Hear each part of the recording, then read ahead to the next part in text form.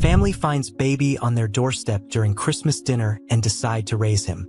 Years later, they find out who left the child there and are excited.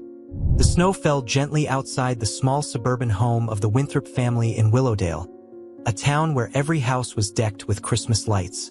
Inside, warmth emanated not just from the fireplace but from the laughter and conversation filling the room. It was Christmas Eve, and aunts, uncles, cousins, and neighbors had gathered for the annual dinner. The aroma of roasted turkey, baked ham, and sweet cinnamon pies wafted through the house. Ellie Winthrop, the matriarch, stood at the head of the table, holding a glass of sparkling cider. To family, she toasted, her eyes glistening with tears of gratitude. The group echoed her sentiment, raising their glasses and taking in the moment. Ellie sat down, ready to slice the turkey when the doorbell rang, a sharp chime that seemed out of place amidst the cozy atmosphere. "Expecting someone?" Paul, her husband, asked, adjusting his glasses. Ellie shook her head. "Not at all." Curious murmurs filled the room as Ellie stood, her daughter Lily following close behind. The two women made their way to the front door. Ellie opened it cautiously, the icy wind rushing in. There, on the porch, was a basket wrapped in a red blanket. Ellie gasped. Inside lay a baby, perhaps no more than a few weeks old. The child's chubby cheeks were pink from the cold, but he was otherwise serene, his tiny fingers clutching at the blanket. "Oh my goodness!" Ellie exclaimed, her hands trembling as she reached for the baby. Lily, wide-eyed, bent down to read the note tucked into the blanket. The handwriting was shaky, written on a piece of lined paper. "Please take care of him. His name is Ethan." The next few minutes were a blur of confusion, questions, and emotions. Ellie, cradling the baby, brought him inside. "We have to call the authorities," she said, though her voice cracked. "But it's Christmas Eve," Paul said gently, looking at the baby now nestled against his wife's shoulder. "Let's make sure he's warm and safe for now." Lily took charge, calling the non-emergency line to report the situation. Meanwhile, the guests gathered around Ethan, their initial shock melting into tenderness as the baby cooed and stretched his tiny hands. Ellie couldn't take her eyes off him. She knew they would need answers. Who was his mother? Why was he left here? But for now, her instincts screamed to protect him. By the time the authorities arrived, Ethan had won the hearts of everyone in the room. The officer, a kind-faced woman named Sergeant Haley, asked questions and promised to follow up. "For tonight," she said, "he'll stay in your care. We'll have more information tomorrow." That night, Ellie and Paul found themselves unable to sleep, sitting by the bassinet hastily borrowed from a neighbor. Ethan slept peacefully, his presence oddly soothing. Paul broke the silence. "Do you think this was random? Or did someone know we'd take him in?" Ellie thought back to the note and the way Ethan had been wrapped carefully in the blanket. Whoever left him, they cared. But they were desperate. As dawn broke, so did a realization. Ellie couldn't imagine letting Ethan go, not after holding him, feeding him, and hearing his soft sighs as he slept. "Paul," she said softly, "what if we raised him?" For years, Ethan remained a mystery to the Winthrops. Though the police searched, no family or clues surfaced. Yet Ethan thrived, loved deeply by his adoptive family. He grew into a curious, bright-eyed boy, always asking questions and lighting up every room with his laughter. But as Ethan's 18th birthday approached, a letter arrived in the mail. The handwriting on the envelope was eerily familiar. Ellie's hands trembled as she opened it, and her breath caught as she read the first line. "I'm the one who left Ethan on your doorstep." Ellie sat frozen in the kitchen, the letter shaking in her hands. Paul walked in, his cheerful whistling halting as soon as he saw her pale face. "What is it, Ellie?" he asked, his voice low with concern. She handed him the letter without a word. Paul adjusted his reading glasses and began to read aloud. "Dear Winthrop family, you don't know me, but I've thought about you every day since the night I left Ethan on your doorstep.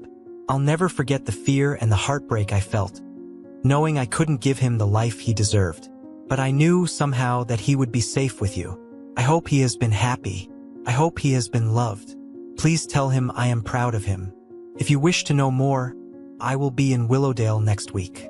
I've enclosed my contact information. It's your choice whether or not to reach out. Sincerely, an old friend. Paul lowered the letter, his eyes searching Ellie's. An old friend, he repeated. Do you recognize the handwriting? Or the tone? Ellie shook her head. No, but they cared enough to check back after all this time. That has to mean something. Paul leaned on the counter, glancing toward the living room where Ethan sat with his sister Lily, animatedly discussing plans for his upcoming college applications. Do we tell him about this now? Paul asked cautiously. Ellie hesitated. If we keep it from him, we're no better than whoever left him in the dark before. He deserves to know. Later that evening, they sat Ethan down. His easygoing demeanor shifted when Ellie pulled out the letter. What's going on? He asked, his brow furrowing. Ellie took his hand. Ethan, we've always been honest with you about how you came into our lives. Someone left you with us and we never knew who or why. Until now. Paul handed Ethan the letter, watching as his son's expression moved from confusion to shock, then curiosity. They want to meet me? Ethan finally asked, his voice thick with emotion. Ellie nodded. Only if you want to. It's entirely your choice. Ethan stared at the paper, his thumb brushing over the words. Do you think they're my real parents? Paul cleared his throat. Whoever it is, they felt strongly enough to reach out now.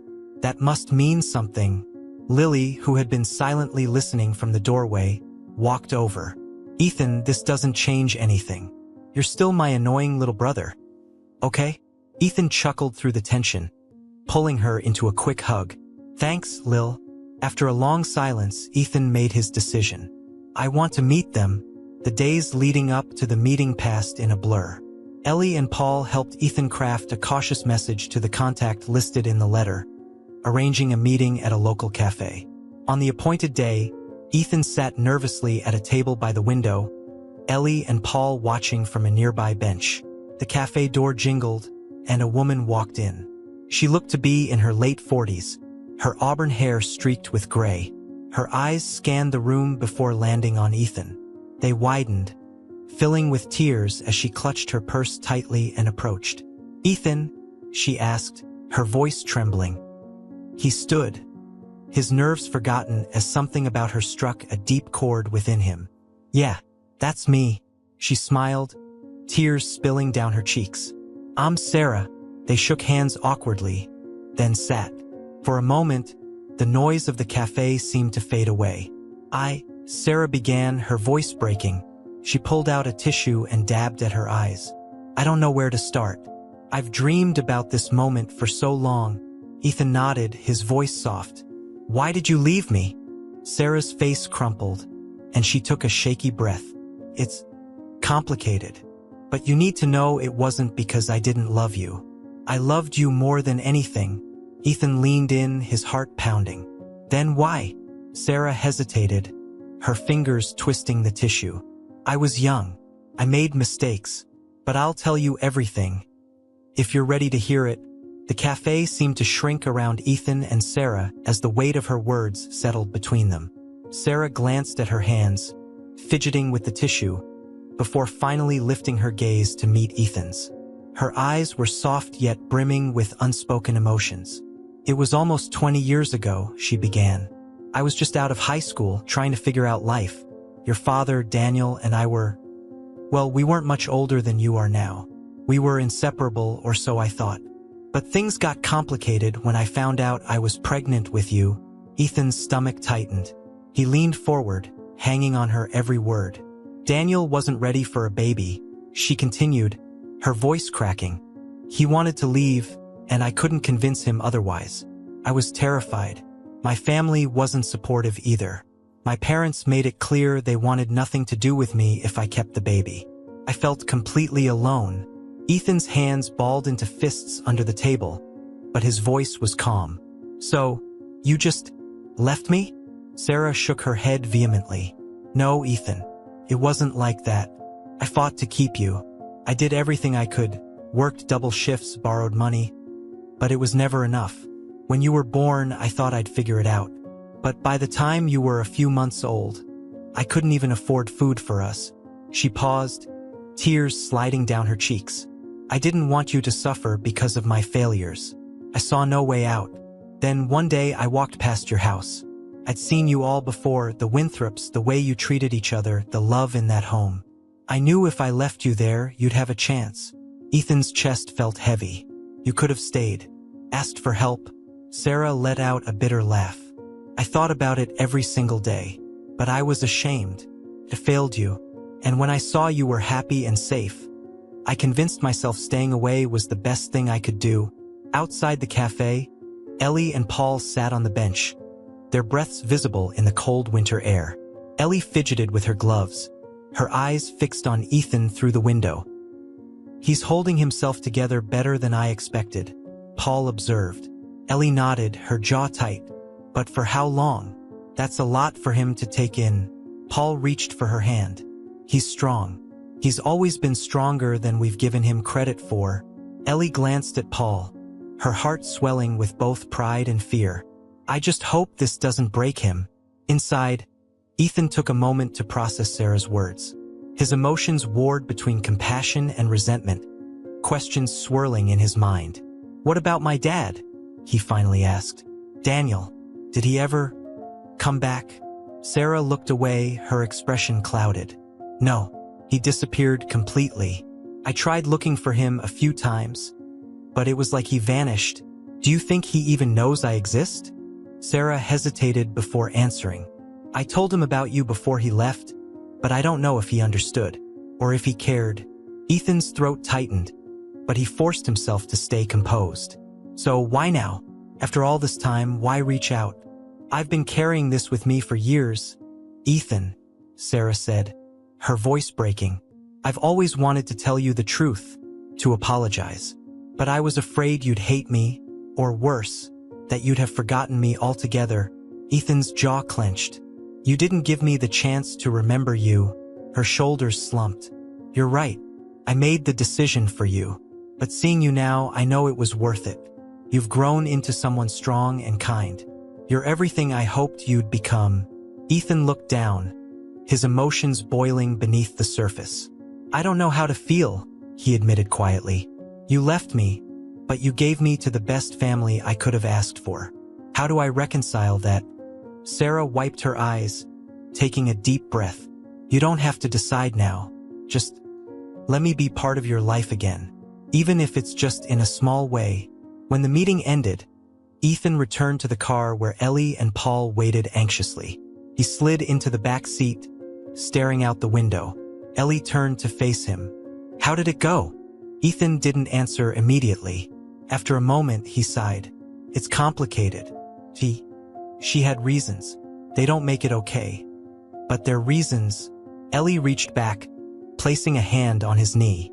Whatever you're feeling, it's valid. You don't have to figure it all out today. Ethan nodded, grateful for her steady support. Thanks, Mom. Paul started the car, glancing at Ethan through the rearview mirror. What's next? Ethan exhaled. I think I need to know more. The next few days were a whirlwind of introspection for Ethan.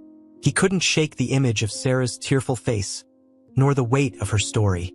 Her confession had left him with more questions than answers, and one in particular gnawed at him relentlessly. What happened to his father? Sitting at the dining table one evening, he finally broke the silence. Ellie, Paul, and Lily were there, the air heavy with unspoken tension. I want to find him, Ethan said. Paul frowned. Your father? Ethan nodded, his gaze unwavering. Sarah doesn't know what happened to him, but I need to. Even if he doesn't want to see me, I have to know who he is and why he left. Ellie reached for his hand. Ethan, are you sure? It might not give you the closure you're hoping for. I'm not looking for closure, Ethan replied, his voice firm. I just need the truth.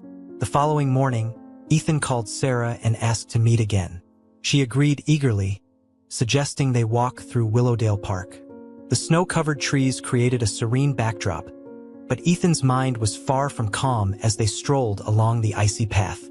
Do you know where he might have gone? Ethan asked, skipping pleasantries. Sarah pulled her coat tighter against the cold. Not exactly, but I remember he used to talk about moving to Portland. He had some distant relatives there. Do you think he even wants to be found? Sarah stopped walking, her boots crunching against the snow. I don't know, Ethan. Daniel was a complicated man. He loved freedom, hated responsibility. But I think part of him was scared. Scared he couldn't be the kind of father you deserved. Ethan absorbed her words, his breath fogging in the crisp air. So, he just ran? Yes, Sarah admitted. But that doesn't mean he didn't think about you. People run for all kinds of reasons. Ethan looked at her, his voice laced with frustration. You both ran. Her face crumpled. You're right, and I'll regret that for the rest of my life. But at least I'm here now, trying to make things right. Ethan sighed, the anger dissipating as quickly as it came. If you have anything that could help me find him, a name, an old address, anything, please let me know. Sarah nodded. I'll look through what I have. If there's anything that might help, I'll give it to you. 2 days later, Sarah handed Ethan a battered shoebox filled with old photographs and letters. He sat on his bed late that night, sorting through the fragments of a life he'd never known. Among the faded Polaroids was one of Sarah and a young man with sandy blonde hair. They stood on a beach, arms wrapped around each other, their smiles wide and carefree. On the back of the photo, in looping handwriting, was written, Sarah and Daniel, Cannon Beach, 2005. Ethan traced the name with his thumb. Cannon Beach was in Oregon, another breadcrumb on the trail. Digging deeper, he found a crumpled envelope addressed to Daniel with a Portland postmark. The next morning, Ethan showed the findings to Ellie and Paul. I think I need to go to Portland, he said, his tone resolute. Paul frowned. You've never been there. How will you know where to start? I don't, Ethan admitted. But if I don't try, I'll always wonder. Ellie's eyes shimmered with worry. Do you want us to come with you? Ethan smiled softly. No, I think I need to do this on my own. By the end of the week, Ethan was on a train bound for Portland, a mix of excitement and apprehension bubbling in his chest. Armed with the photo and the postmarked envelope, he felt both hopeful and daunted by the magnitude of his quest. Arriving in Portland, Ethan rented a small room in a hostel and spent his days scouring public records, visiting libraries, and asking questions at community centers. The process was grueling, the leads often cold, but he refused to give up. One afternoon, while poring over old city directories in the Portland Public Library, he found it. Daniel Porter, Cedar Lane Apartments, 2006. It was old information, but it was more than he'd had before. The next morning, Ethan stood outside the worn brick complex on Cedar Lane. His breath caught as he knocked on the door of the apartment listed in the directory.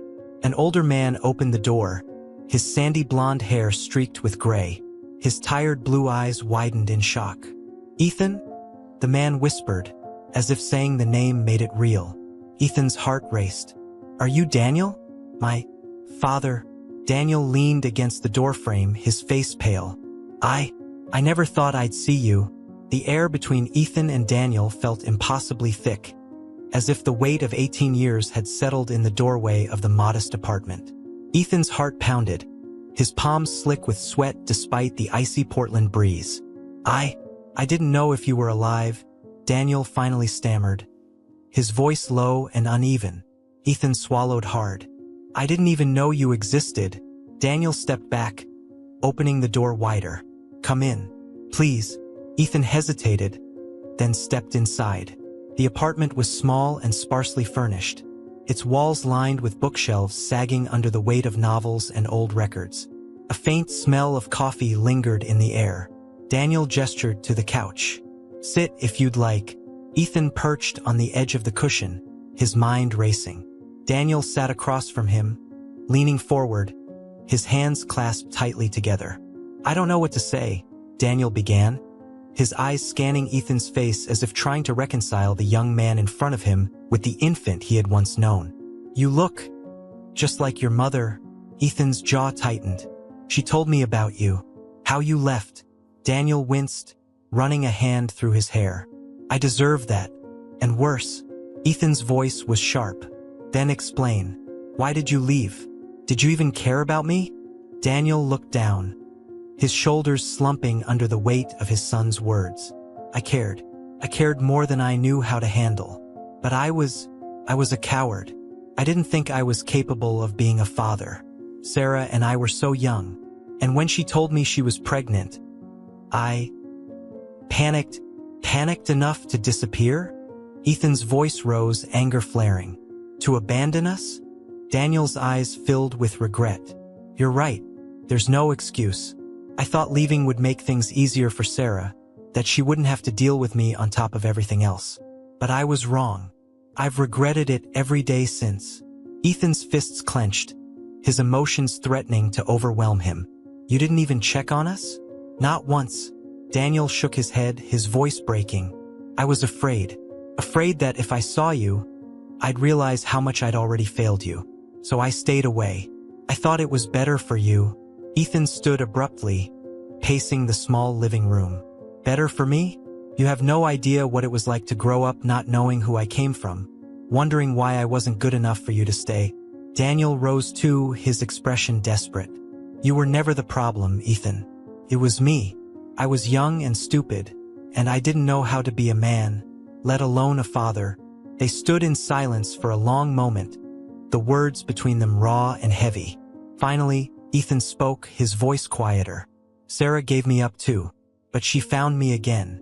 She's trying. Why didn't you? Daniel's gaze fell to the floor. I wanted to.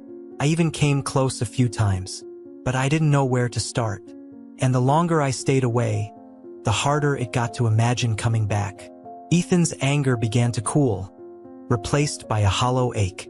I don't know if I can forgive you, he said honestly. Daniel nodded slowly. I don't expect you to, but if you'll let me, I'd like to try to make it up to you, to get to know you. Ethan hesitated, his emotions warring within him. I need time, he said finally. I need to think about all of this. Daniel's face fell slightly, but he nodded. I understand. If you ever want to talk, I'll be here. I won't disappear again. Ethan walked to the door, pausing with his hand on the knob.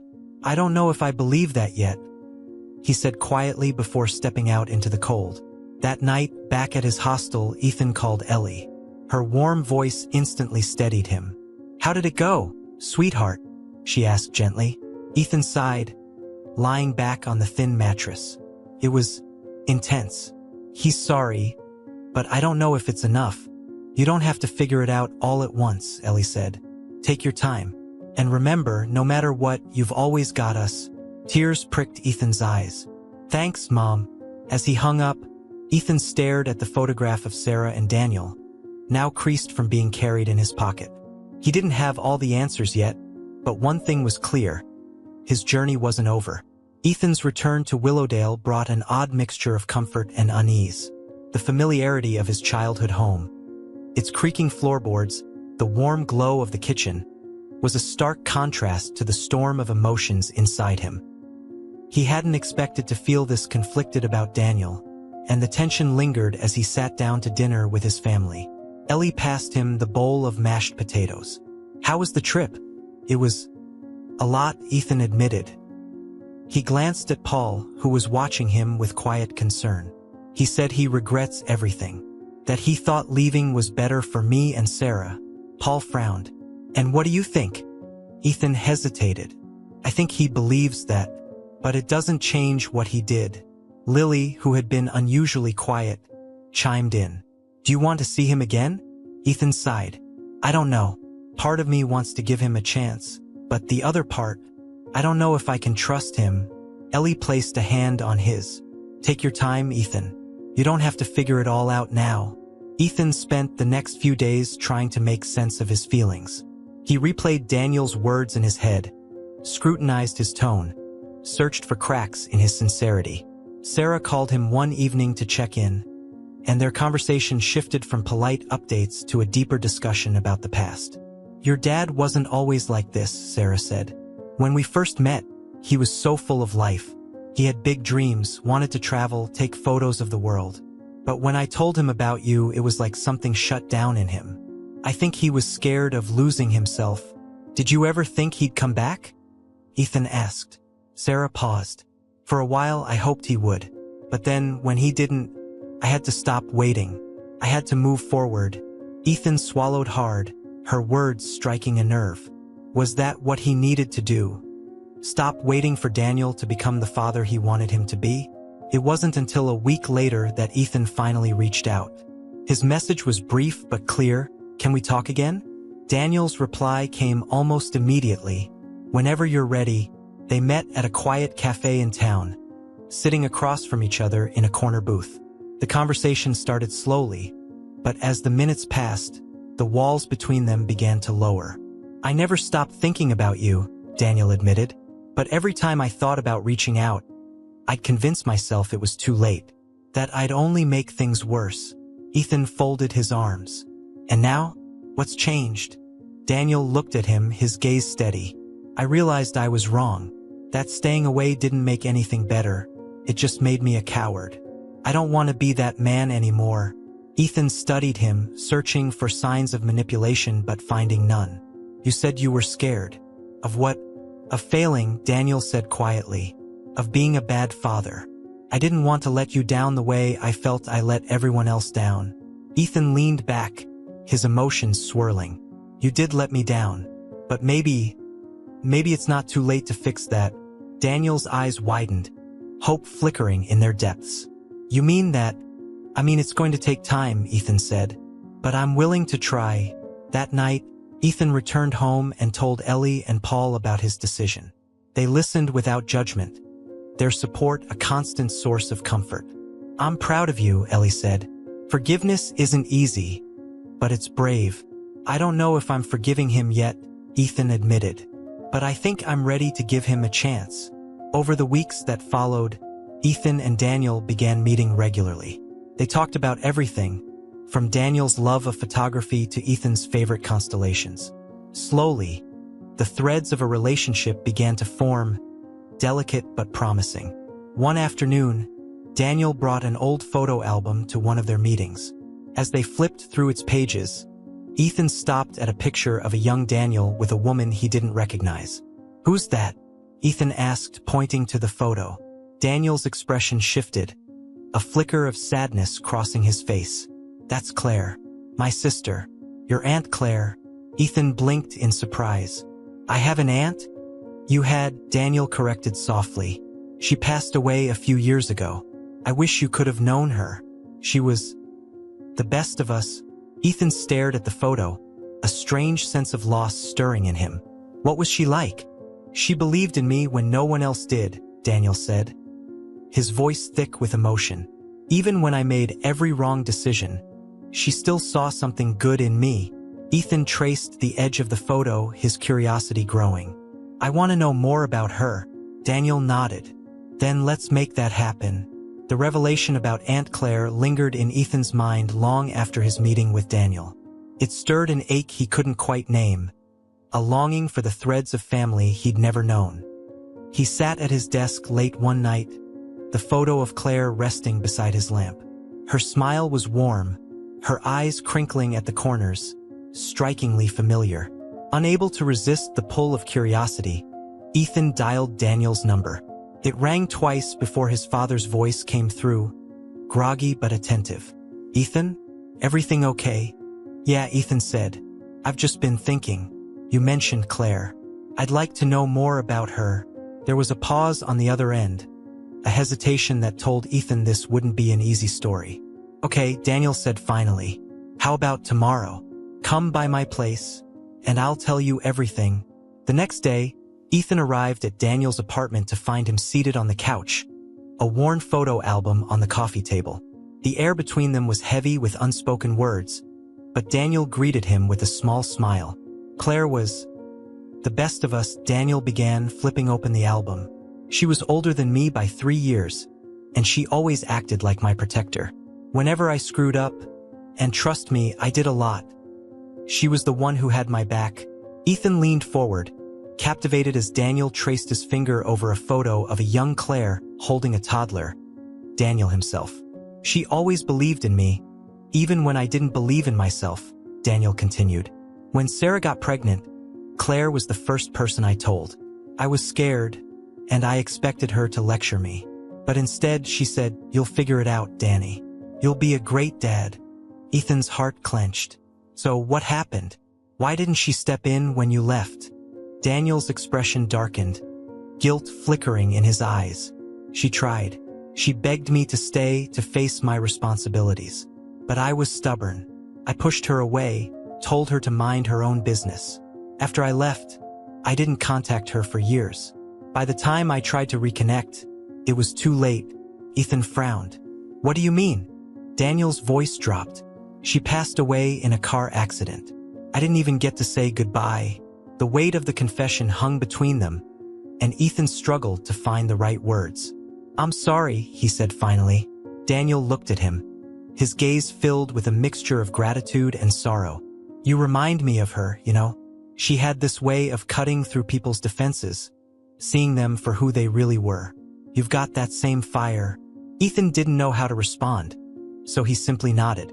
For the first time, he saw Daniel not just as the man who had abandoned him, but as someone who had been deeply flawed, deeply human, and deeply hurt.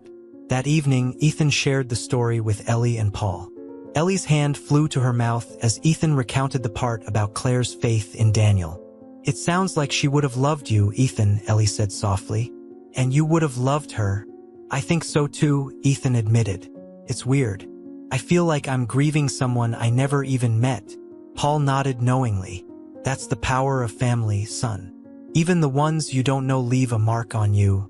As Ethan processed those words, his phone buzzed with a text from Sarah. "Hey, I've been thinking about you. How's everything going with Daniel?" He hesitated before replying, "It's complicated, but I'm learning a lot." Over the next few weeks, Ethan and Daniel grew closer. Their conversations grew more open, the initial awkwardness fading into a tentative rhythm. Ethan learned about Daniel's struggles with anxiety, his dreams of becoming a photojournalist, and his regrets about how his choices had hurt Sarah. But the biggest revelation came on a quiet Saturday afternoon. Daniel invited Ethan to his apartment for lunch, and as they ate, he set a small leather-bound book on the table. "This was Claire's journal," Daniel said, sliding it toward Ethan. "I found it after she passed. I thought maybe you'd want to read it." Ethan stared at the journal, his pulse quickening. "Are you sure?" Daniel nodded. "She would have wanted you to have it." That night, Ethan sat cross-legged on his bed, the journal resting in his lap. He flipped to the first page, Claire's handwriting neat and deliberate. June 15th, 2005. "Danny's in trouble again. He told me Sarah's pregnant. I'm worried for them, but I believe in him. He's got a good heart. He just needs to find it." Ethan read for hours, piecing together a portrait of a woman who was fiercely loyal, brutally honest, and endlessly compassionate. But one entry near the end stopped him cold. October 3rd, 2006. "I keep dreaming about the baby. Ethan, I know Danny's scared, but I feel like I need to find a way to keep him connected to his son. It's not too late for him to turn things around." The journal closed with no resolution, Claire's final thoughts frozen in time. Ethan clutched it to his chest, tears slipping down his cheeks. Somehow, even after all this time, Claire's love had reached him. Ethan stood in his room, staring at the photo of Aunt Claire.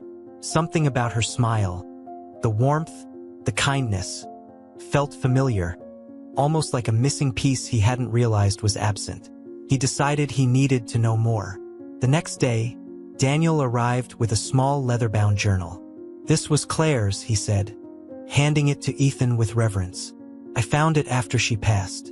She wrote about a lot of things, including you." Ethan's hands trembled slightly as he accepted the journal. "She wrote about me?" "She did," Daniel said. "Even though she never met you, she believed in you. I think she always hoped we'd find a way back to each other." Ethan spent the evening poring over Claire's words. The entries painted a vivid picture of a woman full of life and fierce loyalty. But one passage stood out. "Ethan's out there somewhere, and I know he's going to grow into someone extraordinary. I just hope Danny can see that someday." Ethan closed the journal, his chest tight.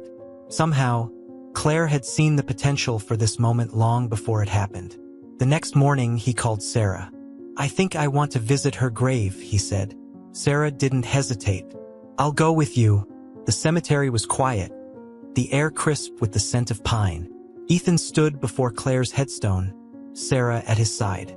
"Thank you," he murmured, his voice barely audible, "for believing in me when you didn't even know me." A sense of peace washed over him. For the first time, he felt truly connected to his roots. Not just through the family he'd grown up with, but through the ones he was just beginning to know. Ethan's visit to Claire's grave lingered in his mind, her presence now a silent thread woven into the tapestry of his identity.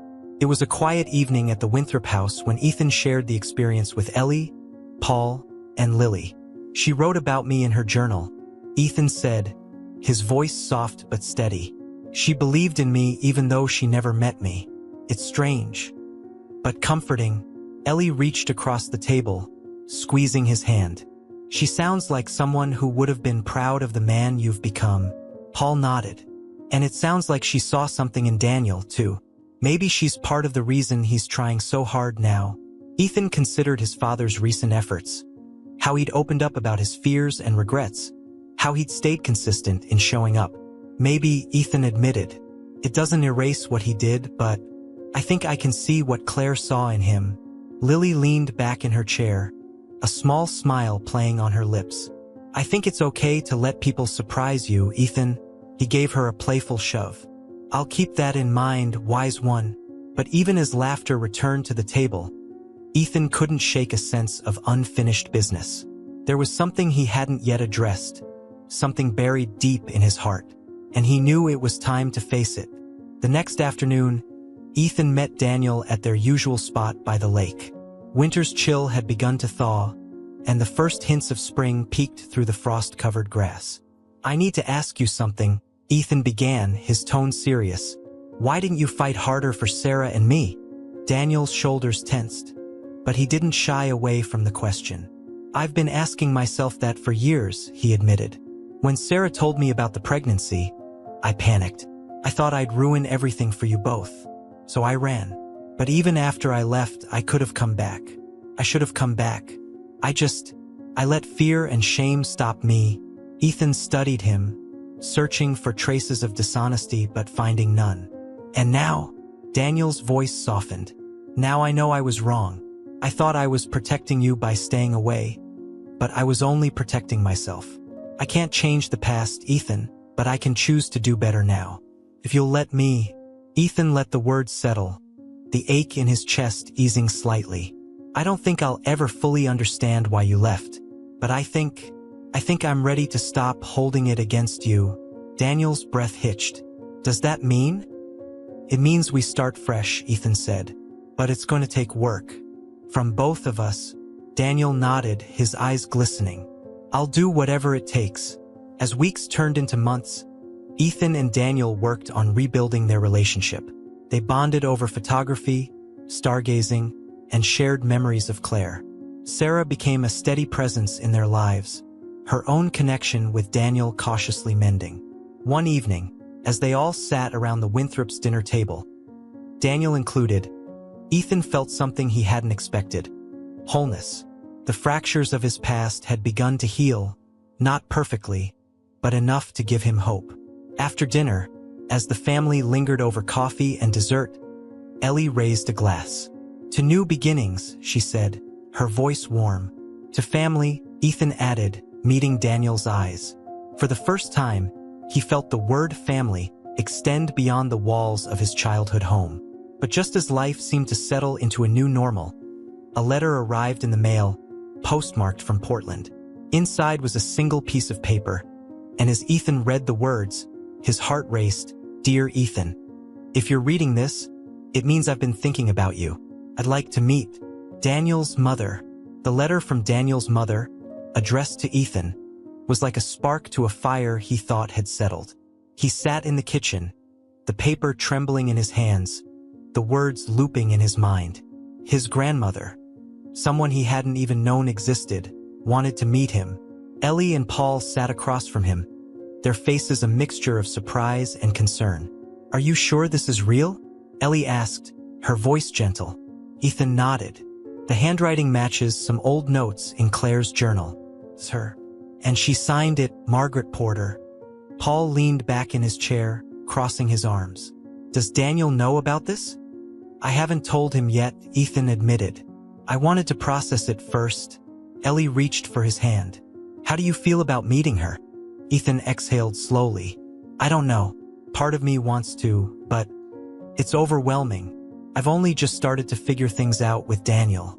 What if this opens up more questions? Paul's voice was steady. It might, but it could also give you answers about where you come from. Ethan stared at the letter again, the address in Portland bold against the crisp white paper. I think I have to do this. That weekend, Ethan called Daniel and shared the news. There was a long pause on the other end of the line before Daniel spoke. My mother, he said, his voice thick with disbelief. She reached out to you? She did, Ethan confirmed. Did you know she was looking for me? Daniel sighed. No, we haven't been close for years. After Claire died, things between us became strained. I think she blamed me for a lot of what went wrong. Do you think I should go? Ethan asked, his voice laced with uncertainty. Daniel hesitated, then said, if you want to, I think you should. She's tough, but she's got a good heart. And she always loved Claire. And you? Ethan arrived at Margaret Porter's home on a cloudy Saturday morning. The modest bungalow sat nestled in a quiet neighborhood, its front garden neatly kept with rows of blooming daisies. He stood on the porch, nerves twisting in his stomach, before finally knocking. The door opened to reveal a woman in her 70s with sharp blue eyes and silver-streaked hair pulled into a bun. She studied him for a moment, her gaze softening as she smiled. You must be Ethan, she said, her voice warm but firm. I'd know those eyes anywhere. Ethan nodded, his throat tight. I guess I got them from Daniel. Margaret stepped aside, motioning for him to enter. Come in. I've been waiting a long time for this. The living room was cozy, filled with photographs and mementos. Ethan's eyes were drawn to a framed picture on the mantel, a younger Margaret with Daniel and Claire as children. I see you found my favorite photo, Margaret said, noticing his gaze. That was taken on a camping trip. Claire insisted we all wear matching flannel shirts. Daniel hated it. Ethan chuckled, the tension easing slightly.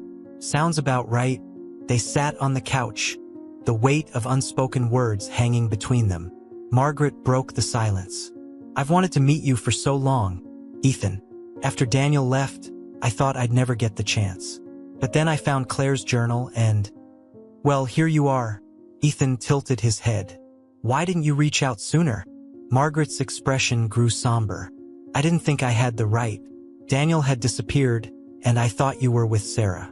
When I learned you'd been adopted, I figured it was best not to disrupt your life. And now? Ethan asked. Margaret's eyes softened. Now I realize I was wrong. You deserve to know where you came from. To know you were loved, even if we couldn't show it. They talked for hours, Margaret sharing stories about Daniel's childhood, Claire's fierce loyalty, and the family's struggles. For the first time, Ethan began to see his father in a new light. Not just as the man who had left, but as someone shaped by a complicated history.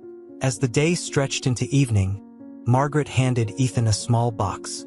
This belonged to Claire, she said. She wanted you to have it. Inside was a delicate silver locket with a tiny engraving. Ethan, forever in our hearts. Ethan's breath caught. She made this for me? Margaret nodded, her voice thick with emotion. She had it made before she passed. She always believed you'd come back to us one day. Ethan slipped the locket around his neck, the weight of it grounding him. Thank you, he said softly. Margaret placed a hand on his cheek, her eyes glistening. No, Ethan. Thank you for giving us a second chance. Back in Willowdale, Ethan returned to the Winthrop home, where Ellie, Paul, and Lily waited anxiously. He shared every detail of his meeting with Margaret, showing them the locket and recounting the stories. I feel like I found another piece of myself, Ethan said, his voice steady. But it's made me realize something. Ellie leaned forward. What's that? That family isn't just who you're born to, Ethan said. It's who shows up for you. And you've always shown up for me. Ellie's eyes filled with tears as she pulled him into a hug. You'll always be our son, Ethan. No matter what, as the family embraced, Ethan felt a profound sense of peace. His journey had been long and winding, but it had brought him home, to a place where love, in all its forms, would always be enough. The end.